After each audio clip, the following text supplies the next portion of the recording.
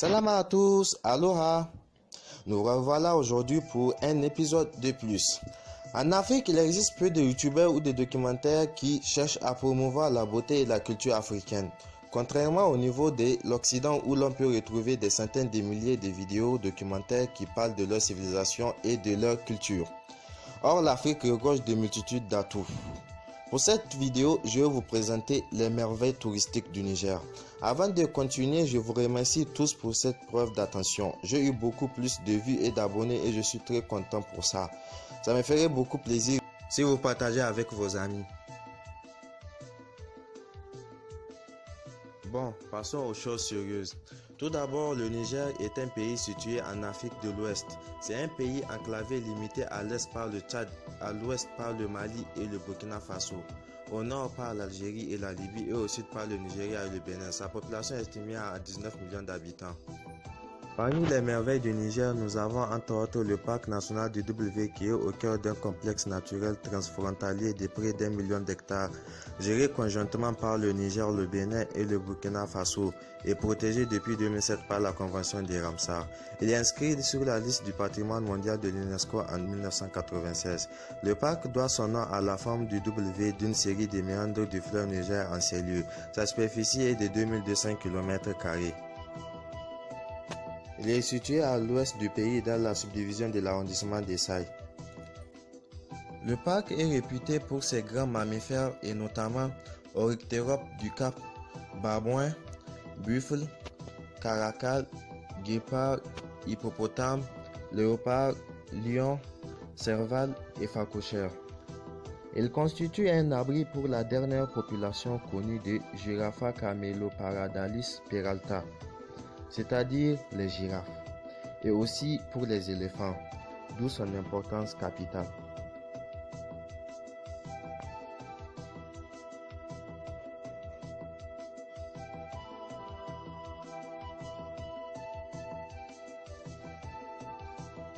Dans les zones humides se trouvent des hippopotames, des lamatins d'Afrique, crocodiles, gypses harnachés et plus d'une centaine d'espèces de poissons.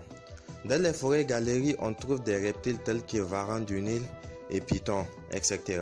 Les zones des forêts sèches abritent surtout une faune d'ongulés, céphalophes, hippotraques, damalisques, à laquelle elles fournissent substance et abri. Les portions couvertes de savanes buissonnantes que l'on retrouve surtout sur les sols peu fertiles des plateaux abritent antilopes, lycaons et guépards. Le territoire du parc héberge également d'importantes populations d'oiseaux et particulièrement bon nombre d'espèces migratrices. Plus de 350 espèces d'oiseaux ont été identifiées dans le parc. Nombreux sont des oiseaux aquatiques dans les zones humides. À signaler aussi une particularité botanique de la région du W du Niger, à savoir la présence d'importants peuplements de baobabs. À Dansoni à Digitata, on les retrouve surtout près des ruines d'anciens villages fortifiés, ce qui pourrait signifier une origine anthropique. Le parc du W est le plus vaste et le plus important continuum d'écosystèmes terrestres, semi-aquatiques et aquatiques de la ceinture des savanes d'Afrique de l'Ouest. Il est aussi une région riche en fossiles, donc un site intéressant pour les paléontologues. En effet, des fossiles ont été retrouvés à cet endroit. À part le parc du W, on peut citer également le musée national Boubhama. C'est un musée situé à Niamey, la capitale. Il a été ouvert le 18 décembre 1959 et compte aujourd'hui plusieurs collections, dont entre autres une collection ethnographique, archéologique, paléontologique, minéralogique, une collection de la faune et aussi de la flore. Son évolution depuis sa création est comme suit. En 1987 est ouvert au sein du musée le pavillon de l'uranium. En 2001, le pavillon de l'uranium est rénové. Un ouvrage consacré à l'activité minière d'uranium au Niger complète la nouvelle collection permanente. En 2008, il prend le nom de musée national Boubhama. Ancien président de l'Assemblée nationale, également linguistique, historien, écrivain, philosophe et journaliste à l'origine de la création du musée. Jusque-là, établissement public administratif, le musée change de statut en 2011 pour devenir établissement public à caractère scientifique, culturel et technique. Il a notamment pour mission d'assurer la formation technique et l'éducation permanente des jeunes à travers le centre éducatif et artisanal.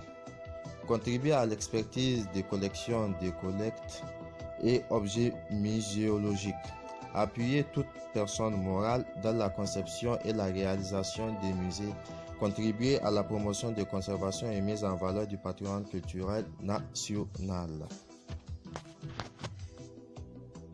La faune du musée national est composée d'animaux dont entre autres des serpents, des lions, des hyènes, des crocodiles, des hippopotames, des autruches, etc. Comme vous pouvez le voir sur les images, et plein d'autres animaux. Vous pouvez aussi acheter des bijoux et autres fabrications locales et artisanales. On y trouve également l'arbre du Ténéré, qui était l'unique arbre ayant poussé en plein Sahara, mais qui fut déraciné suite à un accident. Vraiment dommage. Maintenant, nous allons attaquer la troisième partie de notre vidéo qui portera sur la Ténéré du Niger. Les réserves naturelles de l'Aïr et du Ténéré sont une région du Niger inscrite au patrimoine mondial de l'UNESCO. La région comprend en particulier le massif de l'Aïr et une partie du désert du Ténéré et a une superficie de 240 000 km², soit la plus grande aire protégée d'Afrique. Elle est composée de deux aires protégées, la réserve naturelle nationale de l'Aïr et du Ténéré et le sanctuaire des Adax. Elle constitua un bassin naturel pour la faune saharo-saharienne au Niger.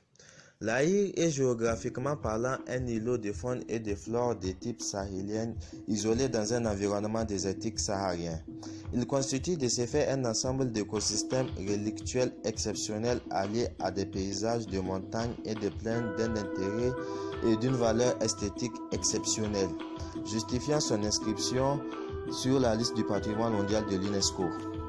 Du point de vue faune, les deux réserves contiennent des habitats naturels importants pour la survie des trois antilopes du désert du Sahara, sur la liste rouge de l'UICN des espèces menacées, la gazelle d'Oka, la gazelle leptocère et l'adax. Ce patrimoine naturel universel contient d'importantes populations d'espèces d'ongulés du Sahara et d'espèces de carnivores tels que le fennec, le renard de Ruppel et le guépard. Le massif constitue une zone importante de transit migratoire pour un grand nombre d'oiseaux migrateurs afrotropicaux et paléarctiques. Au total, 40 espèces de mammifères, 65 espèces d'oiseaux, 18 espèces de reptiles et une espèce d'amphibiens ont été identifiées dans la réserve. Du point de vue flore, on trouve sur le plateau montagneux et la steppe des espèces telles que Acacia ehrenbergiana, Acacia radiana, Balanite aegyptiaca, Maeroa crassifolia et plus au sol les espèces Panicum turgidum et Stipagostis vulnerans. Dans les vallées les plus larges de la réserve, le stock d'eau dans les réservoirs alluviaux sont plus importants. Un habitat spécifique s'y développe.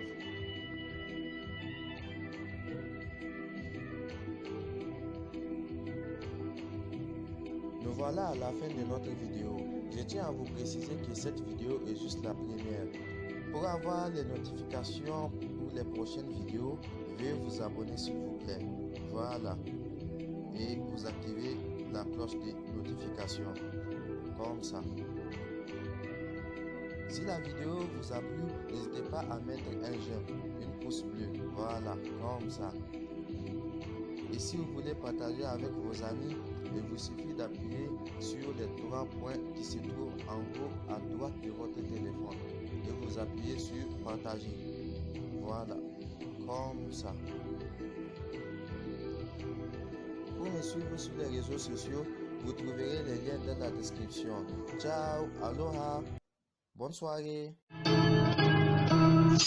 I am the one, the way your son don't need a gun to get respect up on the street. Under the sun, the bastard son will pop the clock to feed himself and family. By any means, you're in the